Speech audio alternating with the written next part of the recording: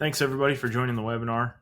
What we really wanted to do today was show you kind of a high level overview of Tracker. We're not going to get really deep in the weeds, but we do want to show you the ethos behind what Tracker is and why we designed it the way we did, and really show you and demonstrate that it's really designed to help your projects run smoother, like we say. We want to show you the proactive nature of the software, how it can be used to drive the projects proactively as opposed to waiting and having static data in the system, from the reporting to the modules that are in there to even the ease of use of the software.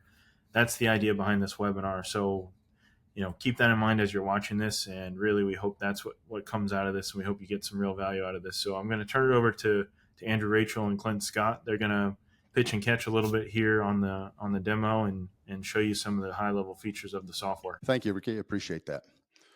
Upon logging into TrackerCheck, the first thing you're going to see is the dashboard. The dashboard is basically the 5,000-foot view of the status of your project.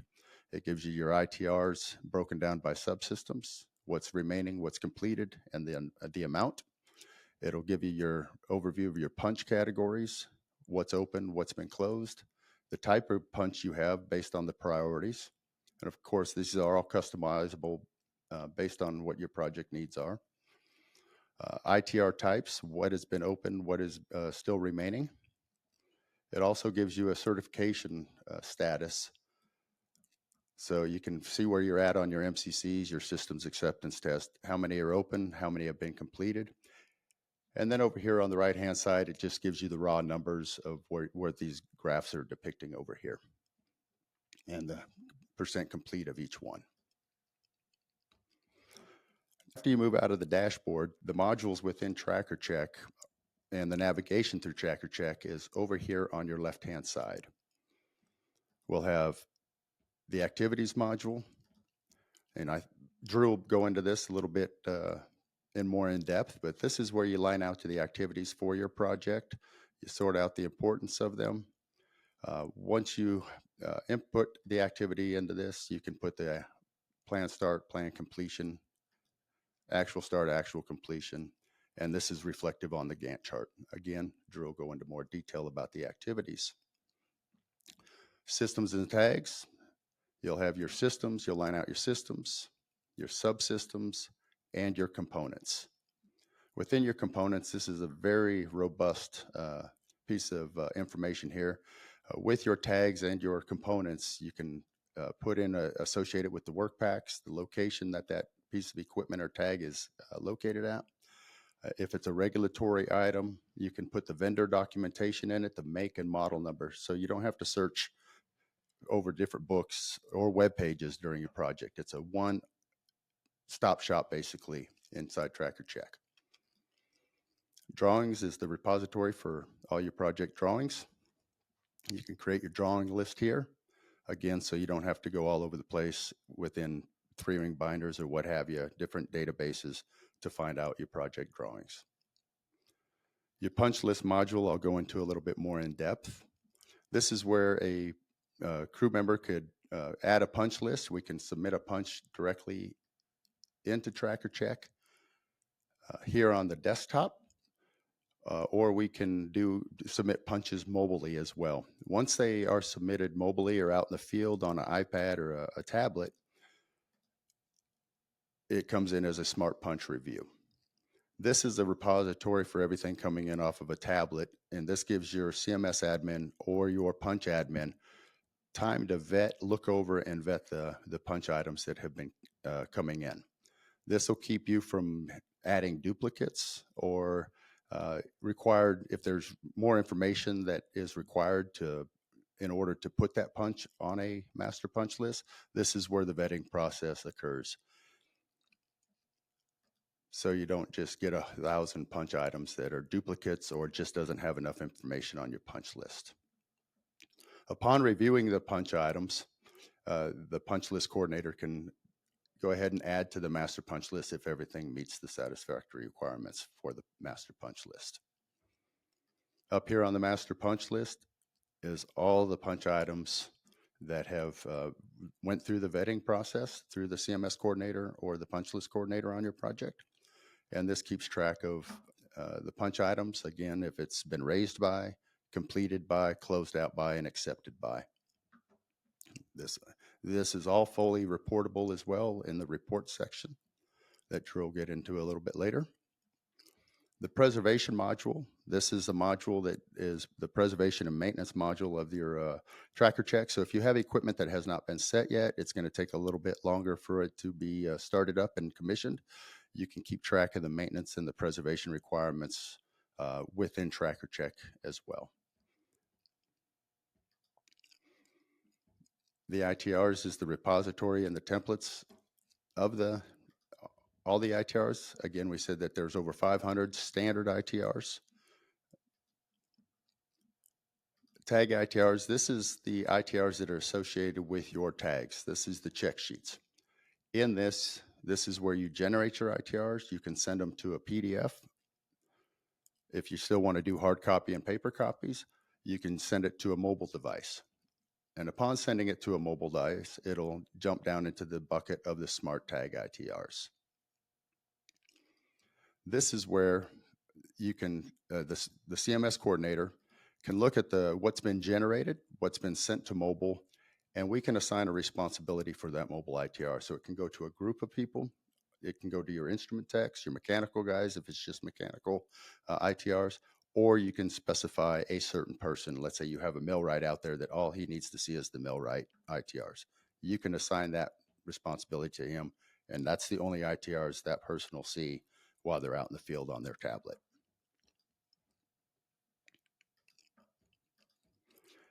The test equipment, this is the repository for all your test equipment. So if you want to have, if you have a calibrate, you need equipment that needs to be calibrated on a certain amount of time, or you need to keep track of the calibration, we can add the test equipment into this. You can put attachments to it, vendor documentation, users manuals, and this will keep track of that equipment, and you can check that equipment out in the test equipment tab. So it also keeps track of that equipment as it's out in the field or as it's being issued to complete those ITRs. The material management and the MOC, well, let's go to the MOC. MOC, this keeps track of all your management of change. You can use this for RFIs, just another tool to help you drive your project so you don't have to use 2 or 3 spreadsheets or another database to keep track of all your MOCs or RFIs. Inside the material management, you can create a materials list, a commissioning spares list, whatever it is. You can release that material and you can to where it needs to go, and you can also keep track of those POs for that material. The certificates is if you have an activity that is gated, and Drew will go into the activities again in more detail. If you have an activity that you require to have all the A check sheets, B check sheets, and all the A punch list items completed, this is where you would set the gating for that and set your certificates templates, create those templates for your specific project. So if you did have an MCC certificate that need to be signed and it's tailor-made to your project, we can work with you on that to get you the certificate that you would like to have. Again, the reports tab, Drew will go into more in depth about all the reports. And then the admin tab is where you would you generate a QR code for your mobile users so they could log in using the QR code mobily. Any attachments, any imports that are associated with this project, it's a one-stop shop repository for all the attachments, all the imports. So anything that's been imported into your project is in this library here as well. And then at the end of your projects, everybody likes to have a project book with all the information that you gathered during your project in TrackerCheck, your vendor documents, your test procedures, your pressure testing. After it's been scanned in and attached into your project, you can create a book for that project at the click of a button, whether it's a zip file, a PDF, or both. It gives you that option to choose how you want your book delivered to you.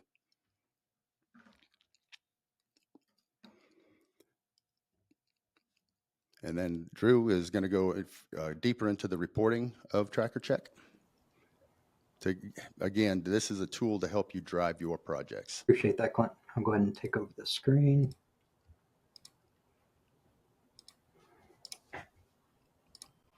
All right, we'll start off in the report section, and then we're going to shift over, talk about activities, and then we'll go down and look at permission setting for the softwares, which controls what people can do in the software. All this shouldn't take more than 2 or 3 hours, but we'll try to get through it pretty quickly. So, and just kidding on that, we're just going to touch on a few of the reports, do some highlights in the activities. Activities is really robust. So you can do a lot with it, but we're just going to touch on kind of the basics and what you can get out of it and how it's going to help drive the project. And then we'll go back down to security settings. We'll talk about some of the reports. I cover this in another video also, but we'll pull open the Skyline. We also have a new Skyline that we've been working on, but we'll pull up this one. So the Skyline, it's a good visual report. It is based off of certificates. This particular one is, and you will start with the MCC. So if you think of certificates, they're more, they define phases of the project, really. You can do more with them, but if you take a generic concept of what a certificate is, it's a phase of the project. So we're looking at the mechanical completion cert. So we're looking at the installation ITRs, basically the construction's done and you're doing the installation checks on it. The boxes down here, since the MCC cert is subsystem based, we're looking at subsystems. Each box represents a subsystem. The color indicates the status of that subsystem based off of the ITRs. So anything green's been completed. Red is supposed to be done, but it is not, so it's late. And then you have orange, and those use cases where you've completed the subsystem, turned it over, but you still have open ITRs in there, which we know on projects that absolutely never happens, but we have a color for that, so that's orange. And then you have yellow. These are coming due in the next 2 weeks, and then white. That is out past 2 weeks, just future items. Down at the bottom, we're looking at a summary of these boxes above. So we're looking at one subsystem here, two here, one there. Then down below, you're getting a running total of everything. So the good thing about this report, again, it's just a good visual indicator. Knowing nothing about the project, I know it's running late. Started off good, but then now they're behind. You can also see here stacked up and then overflowing in the next column on 28 March.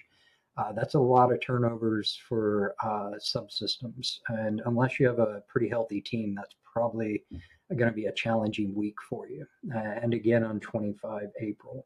So this right here, if I were a turnover coordinator on this project, I'd be asking if we could levelize this a little bit, maybe push these to the next week, and we'll have a better shot. But these could also be very small workbacks and easy to turn over. But it's a question to ask just based off of what I'm seeing here. So let's back out of the Skyline, and we'll go look at the burn down curve. So burn down curve is another one of my favorites. You combine this with a couple of other reports, and those are the primary reports you'd usually use on a project, but we have a ton of other reports. All right. This particular Power BI chart is showing the subsystems and their ITRs based off of the schedule. So each one of these represents turnover dates, the reporting weeks, and then the ITRs during those reporting weeks. You combine all that together and you're going to get a planned curve. So how many ITRs do I need to complete each week per subsystem to be able to finish the project on time? And this is all being driven by the activities, which we're going to talk about in a little bit. So again, these are ITR. So as long as we're below or at the blue line, our project's on track. And we can see here that we're not on track. The green lines representing the actuals. These ITRs haven't moved since the beginning of the project. And we saw that illustrated in the Skyline as well.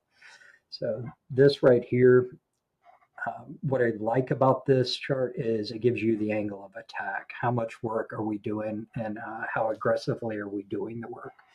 So I would be super nervous on this, but in the next couple of weeks, if I saw that green line dropping down somewhere close to the blue line here, I would know we're gaining ground and we're improving and doing what we need to do to catch up. So we're going to take a look at our reports page here. We'll get more in depth on some of the individual reports in another video. I'm just going to stay high level. Let's talk about the report types. So we have two types of report engines that come with the software. It's not extra, it comes with it. You'll see when you sign up for the software on the website, there's Advanced Power BI. That is for building out customized reports and whatnot and other aspects of it. But out of the box, without adding that extra BI, you still get Power BI reports. So just so you're aware of that. Now, the two different types, we have Telerik, which is a report engine. If you're familiar with the older styles like Crystal reports, that type of thing, it's a real-time reporting engine.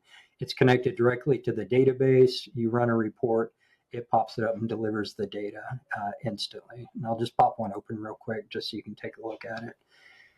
But the Telerik reports, again, live data. So as you go update something in the system, hit save, you can come back here, run the report, and it's instantly reflected.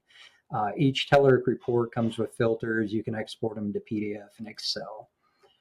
The other type is Power BI. So Power BI allows us to get really customized on the reports, do drill throughs. We use Power BI for more interrogating the data, whereas Telerik is just telling you where you're at in the project. How many ITRs have I done? Here's the report.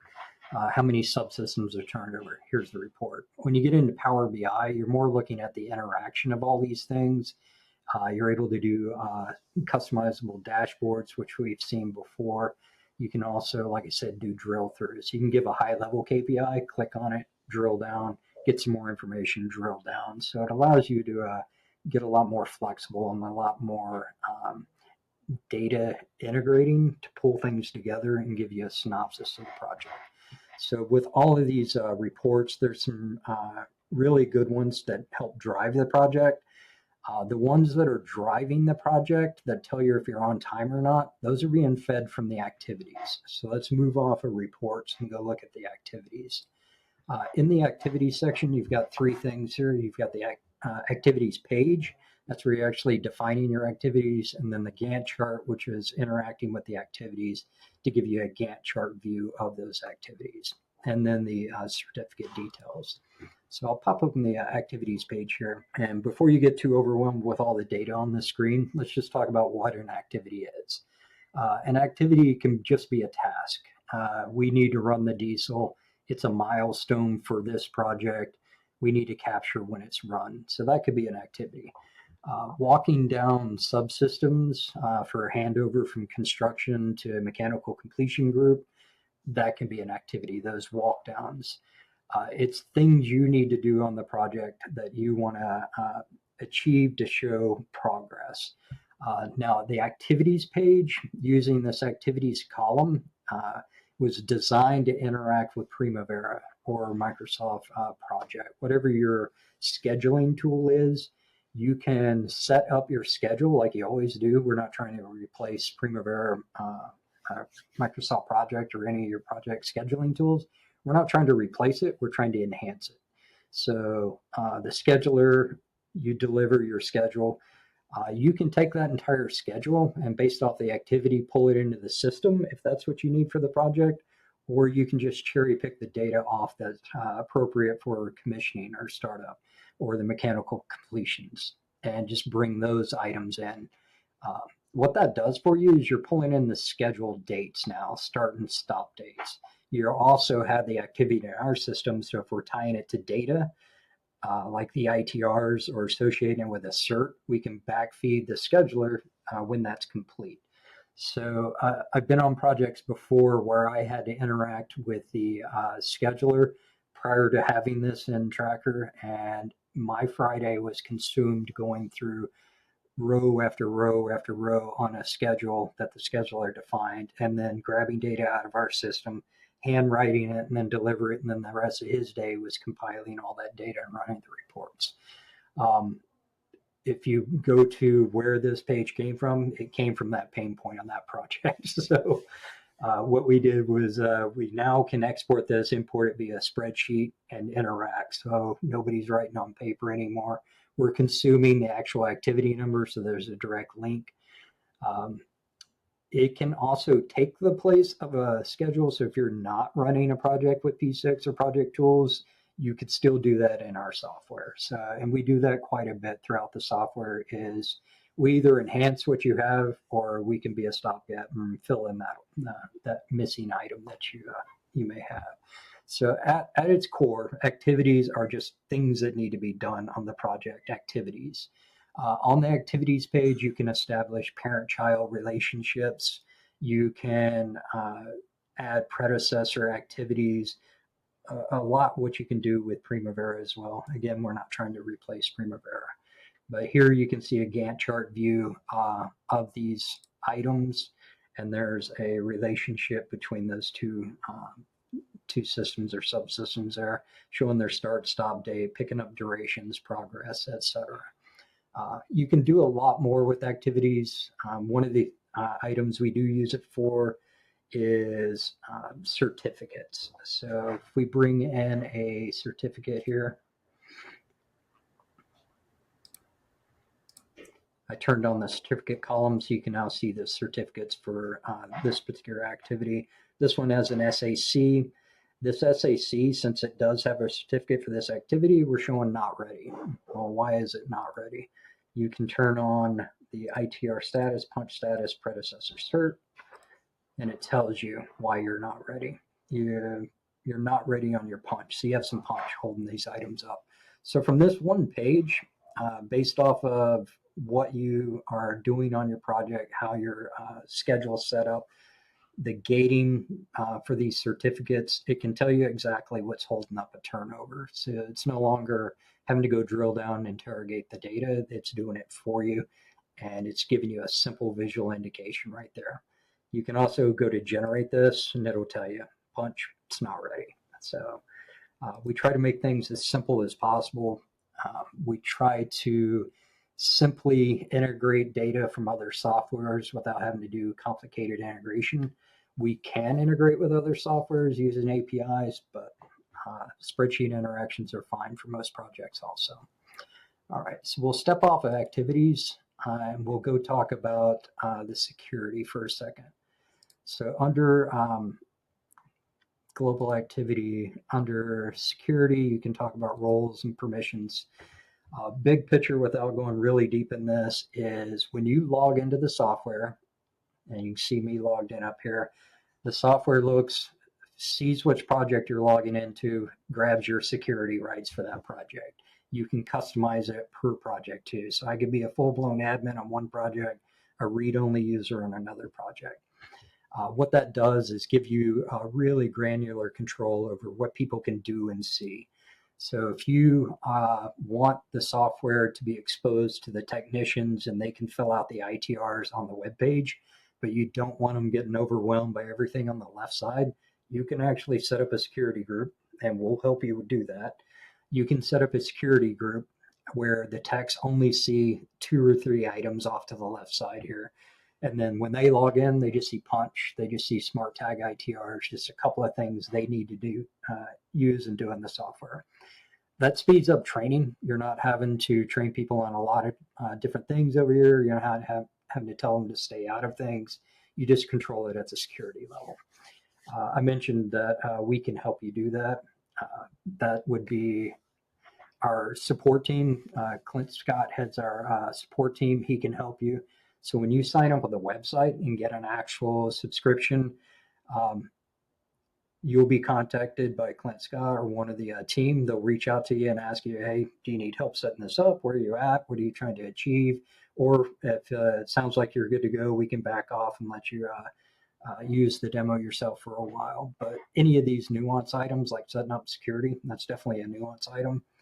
We can do a screen share, Teams meeting, hop on with you, show you how to use it and train you up on it. But you do have complete granular control over the entire software. You don't want everybody in here being able to change everything. So you're going to have read-only users, up to admin, then everywhere in between. So, all right. We covered reports, security, activities.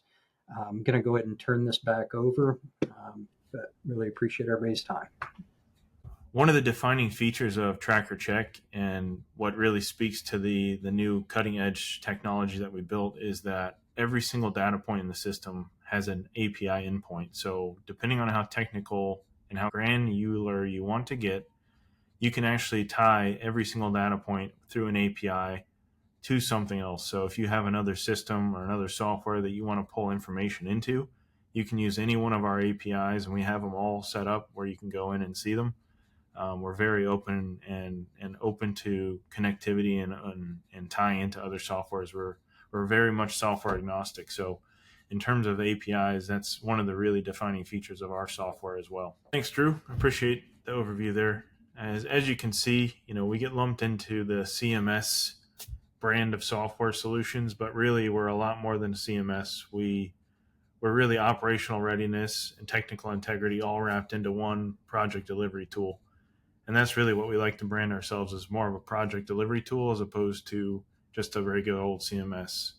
And really we're getting back to the idea that it's a proactive tool, just like any other tool in your toolbox. This is supposed to help you drive your project forward, help be more of an ROI driver to the project so that you can complete your project safely and on time.